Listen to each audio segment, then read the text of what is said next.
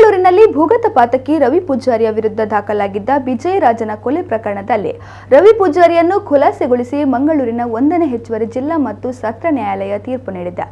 2012ನೇ ಇಸವಿಯಲ್ಲಿ ನಗರದ Falnir west gate towers ಕಟ್ಟಡದಲ್ಲಿರುವ ನ್ಯಾಷನಲ್ ಮೆಡಿಕಲ್ ಬಳಿಯಲ್ಲಿರುವ ಕಾಯಿನ್ ಬೂತ್ನ ಬಳಿ ರವಿ ಪೂಜಾರಿಯು ಒಳಸಂಚು ನಡೆಸಿ ಶೈಲೇಶ್ ರಾಜ ಯಾನೆ ವಿಜಯರಾಜನನ್ನು ತಲವಾರಿನಿಂದ ಕಡಿದು ಗಂಭೀರವಾಗಿ ಗಾಯಗೊಳಿಸಿ ಕೊಲೆ ಮಾಡಿಸಿದ ರವಿ ಪೂಜಾರಿ ಮತ್ತು ಆತನ ಸಹಚರರ ವಿರುದ್ಧ ಮಂಗಳೂರಿನ ಪೂರ್ವ ಪೊಲೀಸ್ ಠಾಣೆಯಲ್ಲಿ ಪ್ರಕರಣ ದಾಖಲಾಗಿತ್ತು.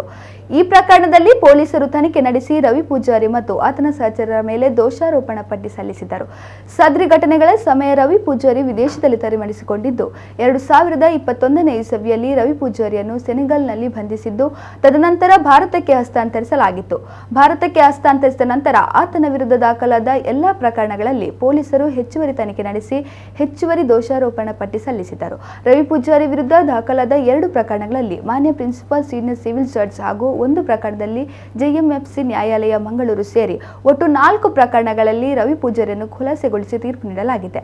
ವಿಜಯರಾಜ ಕೊಲೆ ಪ್ರಕರಣದಲ್ಲಿ ವಿಚಾರಣೆ ನಡೆಸಿದ ಗೌರವಾನ್ವಿತ 1ನೇ ಹೆಚ್ಚುವರಿ ಜಿಲ್ಲಾ ಮತ್ತು ಸತ್ರ ನ್ಯಾಯಾಧೀಶ ಶ್ರೀ ಮಲ್ಲಿಕಾರ್ಜುನ ಸ್ವಾಮಿ ಅವರು ರವಿ ಪೂಜಾರಿಯನ್ನು ಖುಲಾಸೆಗೊಳಿಸಿ ತೀರ್ಪು ನೀಡಿರುತ್ತಾರೆ. ಇನ್ನು ರವಿ ಪೂಜಾರಿಯ ವಿರುದ್ಧ ಹಲವು ಪ್ರಕರಣಗಳು ಮಂಗಳೂರು ಹಾಗೂ ಬೆಂಗಳೂರಿನಲ್ಲಿ ತನಿಖೆಗೆ ಬಾಕಿ ಇರುತ್ತದೆ.